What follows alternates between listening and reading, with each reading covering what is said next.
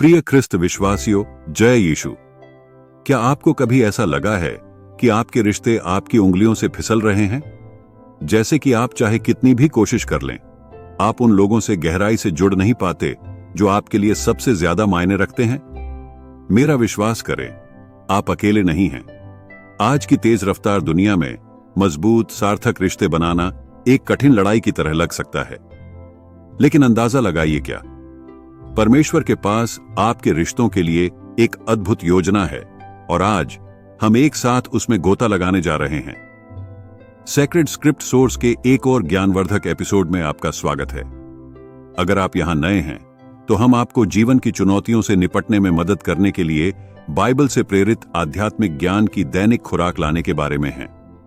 चाहे आप दोस्ती, पारिवारिक संबंधों या यहां तक कि रोमांटिक रिश्तों से जूझ रहे हों, हमारा मानना है कि परमेश्वर का वचन गहरे संबंधों और मजबूत बंधनों को खोलने की कुंजी रखता है।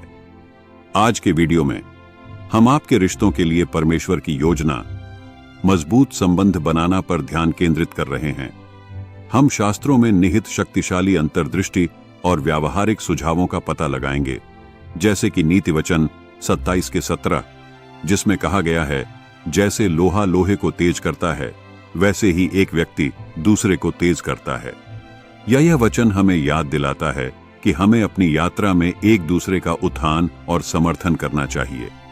तो आपको इस बातचीत के लिए क्यों बने रहना चाहिए? क्योंकि आज आप जानेंगे कि अपने रिश्तों को ईश्वर की दिव्य योजना के साथ जोड़कर कैसे बदला जाए। आप सीखेंगे कि अपने संबंधों में अधिक प्रेम, समझ और क्षमा कैसे लाए, जिससे आपके संबंध न केवल मजबूत हों बल्कि अधिक संतुष्टिदायक भी हों। हमारे साथ बने रहें और इस वीडियो के अंत तक आप उन रिश्तों को बनाने के लिए प्रेरित और सुसज्जित महसूस करेंगे जिनके बारे में आपने हमेशा सपना देखा है। और हमारे चैनल को सब्सक्राइब करना न भूलें। हमें इंस्टाग्राम और एक्स पर फॉलो करें और अधिक प्रेरक डिस्कशन के लिए डिस्क्रिप्शन में दिए गए लिंक को देखना सुनिश्चित करें। आइए गोता लगाएं और जानें कि ईश्वर हमें मजबूत संबंध बनाने में कैसे मदद कर सकता है। रोजमर्रा की भाग दौड़ भरी जिंदगी में हम अक्सर खुद को अपने ऊपर थोपी गई मांगों से अभिभूत पाते हैं। मध्यम वर्गीय परिवारों के कई युवाओं के लिए संघर्ष वास्तविक और निरंतर हैं। शिक्षा, काम, पारिवारिक जिम्मेदारियों और सामाजिक अपेक्षाओं को संतुलित करना कभी न खत्म होने वाली लड़ाई की तरह लग सकता है। इस अराजकता के बीच एक पहलू जो अक्सर प्रभावित होता है, वह है हमारे रिश्ते। हम सार्थक संबंधों के लिए तरसते हैं, फिर भी हम खुद को गलतफहमियों, अकेलेपन और अलगाव की भावना से जूझते हुए पाते हैं। आज आइए जानें कि हमारे रिश्तों के लिए ईश्वर की योजना हमें कैसे मजबूत, स्थायी संबंध बनाने में मदद कर सकती है, जो हमारे जीवन को समृद्ध बनाते हैं। कल्पना कीजिए, आप जल्दी उठते हैं, अपनी सुबह की दिनचर्या को जल्दी से निपटाते हैं और एक और मांग वाले दिन का सामना करने के लिए निकल पड़ते हैं। स्कूल या काम पर आप ऐसे साथियों से मिलते हैं जो दोस्ती से ज्यादा प्रतिस्पर्धा पर ध्यान केंद्रित करते हैं। आपके दोस्त जो कभी आपके सपने और हंसी साझा करते थे, अब दूर लगते हैं, अपने संघर्षों में उलझे हुए हैं। घर पर आपके परिवार के सदस्य अपनी चिंताओं में व्यस्त रहते हैं, जिससे दिल से बातचीत करने की बहुत कम जगह बचती है। ऐसा लगता है कि हर कोई अलग अलग दिशाओं में आगे बढ़ रहा है और आप आश्चर्य करते हैं, मैं कहाँ फिट बैठता हूँ? मैं इस खंडित दुनिया में सच्चा संबंध कैसे पा सकती हूँ? संदेह और अलगाव के इन क्षणों में हमें यह याद रखने की जरूरत है कि ईश्वर के पास हमारे रिश्तों के लिए एक योजना है। वह चाहता है कि हम प्यार, समर्थन और वास्तविक संबंध का अनुभव करें। नीति वचन 27:17 कहता है, जैसे लोहा लोहे को तेज करता है वैसे ही एक व्यक्ति दूसरे को तेज करता है। ये वचन हमें याद दिलाता है कि हमें एक दूसरे के जीवन को समृद्ध करना है, ताकत और प्रोत्साहन का स्रोत बनना है। डेविड और जोनाथन की कहानी पर विचार करें। उनके आसपास की उथल पुथल के बावजूद उनकी दोस्ती गहरे, सार्थक रिश्तों के लिए ईश्वर की योजना के लिए एक वसीयतनामा के रूप में खड़ी थी। राजा शाऊल के बेटे जोनाथन और भावी राजा डेविड ने एक ऐसा बंधन साझा किया जो सामाजिक स्थिति और व्यक्तिगत महत्वाकांक्षा से परे था। 1 शमूएल 18:3 में हम पढ़ते हैं, और जोनाथन ने दाऊद के साथ वाचा बांधी क्योंकि उसने उससे अपने समान प्रेम किया। उनकी दोस्ती आपसी सम्मान, वफादारी और निस्वार्थ प्रेम पर आधारित थी, जो हमें दिखाती है कि सच्चे संबंध प्रतिबद्धता और सच्ची देखभाल के जरिए बनते हैं। लेकिन हम इसे अपने दैनिक जीवन में कैसे लागू करते हैं? हम ऐसे मजबूत संबंध कैसे बना सकते हैं जब ऐसा लगता है कि हर कोई बहुत व्यस्त है? इसका जवाब इरादे और प्रार्थना में है। हमें अपने रिश्तों में निवेश करने के लिए सचेत प्रयास करने की जरूरत है, तब भी जब यह असुविधाजनक या चुनौतीपूर्ण लगता हो। फिलिप्पियों 2:4 हमें सलाह देता है, तुम में से हर एक सिर्फ अपने हित की नहीं बल्कि दूसरों के हित की भी चिंता करे। इसका मतलब है कि अपने आसपास के लोगों की बात सुनने, समझने और उनका समर्थन करने के लिए समय निकालना। आशा नाम की एक युवा व्यक्ति की कल्पना करें। वह अपनी पढ़ाई, अंशकालिक नौकरी और पारिवारिक जिम्मेदारियों को एक साथ निभाती है।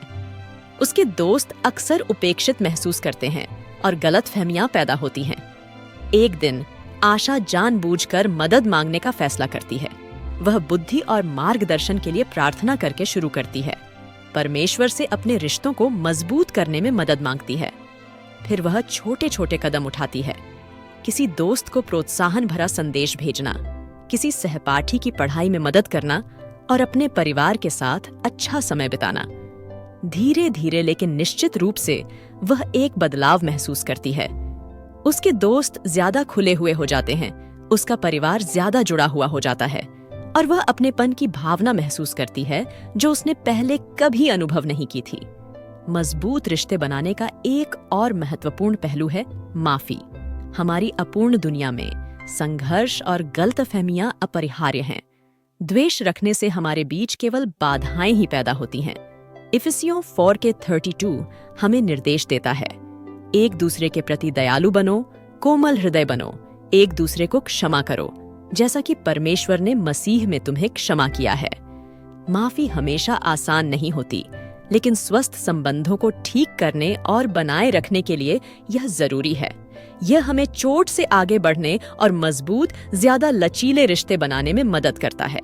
ईमानदारी और भेद्यता के महत्व को न भूलें।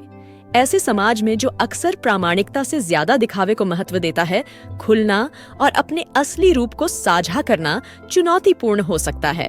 फिर भी सच्चे संबंध ईमानदारी पर ही बनते हैं।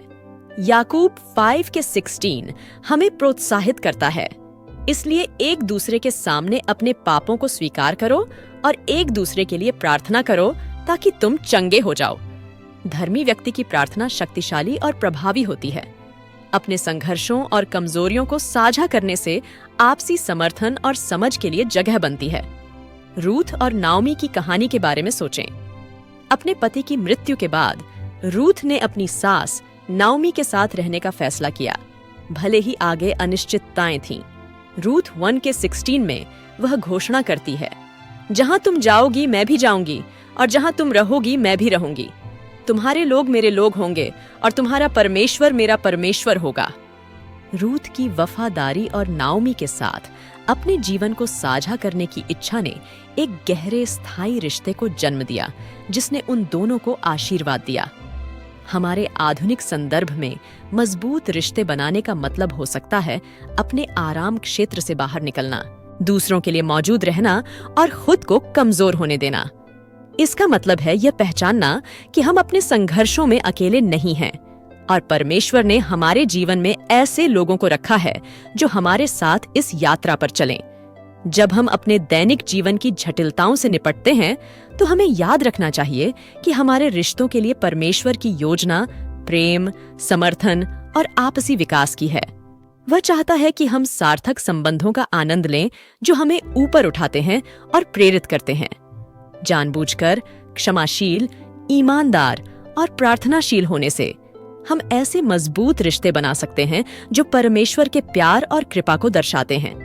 अब जब हम अपने रिश्तों के लिए परमेश्वर की योजना को समझने और लागू करने की इस यात्रा पर आगे बढ़ते हैं, आइए याद रखें कि हम कभी अकेले नहीं होते। हमारे सबसे बुरे पलों में जब रिश्ते तनावपूर्ण लगते हैं और संबंध कमजोर महसूस होते हैं, परमेश्वर हमारे साथ होते हैं, हमें मजबूत बंधन और गहरे प्यार की ओर ले जाते हैं। हमें उनकी योजना पर भरोसा करना चाहिए, तब भी जब रास्ता अस्पष्ट हो। अपने जीवन में लोगों के बारे में सोचने के लिए एक पल निकालें। क्या ऐसे रिश्ते हैं जिन्हें सुधारने की जरूरत है? क्या ऐसे दोस्त या परिवार के सदस्य हैं जिन्हें आपके समर्थन की जरूरत है? उनसे संपर्क करें। दयालुता का एक सरल कार्य, एक हार्दिक बातचीत या ईमानदारी से माफी मांगना बहुत बड़ा अंतर ला सकता है। याद रखें, मजबूत संबंध बनाने में समय और प्रयास लगता है, लेकिन पुरस्कार अथाह होते हैं। अपने रिश्तों में प्रार्थना की शक्ति पर विचार करें। जब हम ईश्वर को अपनी बातचीत में आमंत्रित करते हैं, तो हम दिव्य मार्गदर्शन और उपचार का द्वार खोलते हैं। उन लोगों के लिए प्रार्थना करें जिनकी आप परवाह करते हैं।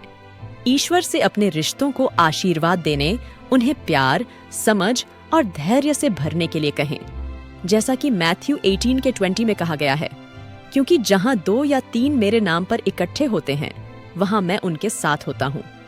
ईश्वर की उपस्थिति हमारे संबंधों को मजबूत बनाती है और हमारे सामने आने वाली चुनौतियों से निपटने में हमारी मदद करती है।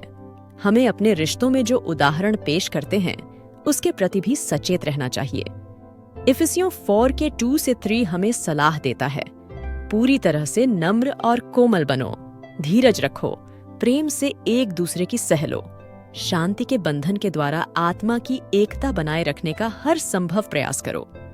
जब हम इन गुणों को अपनाते हैं, तो हम ईश्वर के प्रेम को दर्शाते हैं और ऐसा माहौल बनाते हैं जहां स्वस्थ रिश्ते पनप सकते हैं।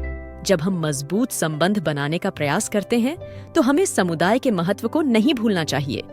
एक सहायक समुदाय का हिस्सा होने से हमें वह प्रोत्साहन और जवाबदेही मिल सकती है जिसकी हमें आवश्यकता है। अपने चर्च से जुड़ें, बाइबल अध्ययन समूह में शामिल हों या सामुदायिक गतिविधियों में भाग लें। अपने आसपास ऐसे लोगों को रखें जो आपके मूल्यों को साझा करते हैं और आपकी यात्रा में आपका उत्थान कर सकते हैं। मजबूत संबंध बनाने की इस यात्रा में हमें याद रखना चाहिए कि यह केवल प्यार और समर्थन प्राप्त करने के बारे में नहीं है, बल्कि इसे देने के बारे में भी है। उन लोगों तक पहुंचें जो अलग-थलग या अकेला महसूस कर रहे हों। किसी जरूरतमंद व्यक्ति का दोस्त बने, उसकी बात सुने या मदद के लिए हाथ बढ़ाएं। प्रेरितों के काम 20:35 हमें याद दिलाता है, लेने से देना अधिक धन्य है। दूसरों के लिए प्यार और समर्थन का स्रोत बनकर हम अपने खुद के रिश्तों को भी मजबूत पाते हैं। हमारे सभी मूल्यवान दर्शकों के लिए मजबूत रिश्तों की ओर आपकी यात्रा हमारे लिए महत्वपूर्ण है। हम आपको सेक्रेड स्क्रिप्ट सोर्स से जुड़े रहने के लिए आमंत्रित करते हैं, जहां हम आपको दैनिक बाइबल डिस्कशन और कहानियां लाते हैं जो प्रेरित और उत्थान करती हैं। यदि आपने अभी तक ऐसा नहीं किया है, तो कृपया हमारे YouTube चैनल को सब्सक्राइब कर लें और Instagram और X पर हमें फॉलो करें। आप वीडियो और चैनल डिस्क्रिप्शन में लिंक पा सकते हैं। आपका समर्थन हमें ईश्वर के वचन और उनके प्रेम को साझा करना जारी रखने में मदद करता है। हम आपको कल आने वाले आध्यात्मिक वीडियो के लिए एक विशेष निमंत्रण भी देना चाहते हैं, जिसका विषय है संदेह पर काबू पाना, अनिश्चित समय में अपने विश्वास को मजबूत करना। यह डिस्कशन उन क्षणों के लिए मूल्यवान अंतर्दृष्टि और प्रोत्साहन प्रदान करेगी जब संदेह बढ़ता है और विश्वास डगमगाता है। इसे मिस न करें, इसे अवश्य सुनें और अपने दोस्तों और परिवार के साथ शेयर करें। हमारे समुदाय का हिस्सा बनने के लिए धन्यवाद। मजबूत संबंध बनाने और अपने विश्वास को गहरा करने की आपकी यात्रा हमारा मिशन है। साथ मिलकर आइए हम ईश्वर के प्रेम और अनुग्रह में बढ़ते रहें। ईश्वर के वचन में आपको शक्ति और प्रोत्साहन मिले और ईश्वर के मार्गदर्शन में आपके रिश्ते फलते फूलते रहें। पिता, पुत्र और पवित्र आत्मा के नाम पर आमीन। जय यीशु।